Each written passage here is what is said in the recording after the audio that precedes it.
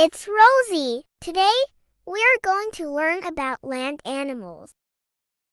Land animals live on land, like in forests, grasslands, and deserts. I will say the name of each animal, and you can repeat after me. Let's start. First, we have a giraffe. Can you say giraffe?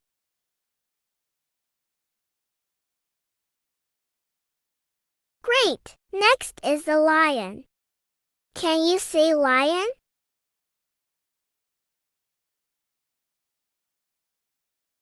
Well done! Now, we have an elephant.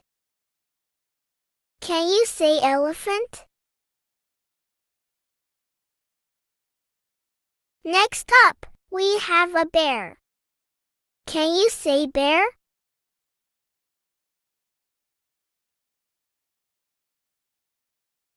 Well done! Finally, we have a kangaroo. Can you say kangaroo?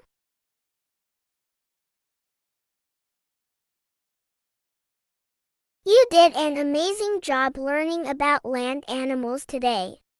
Thanks for repeating with me, and I'll see you next time for more fun. Bye for now.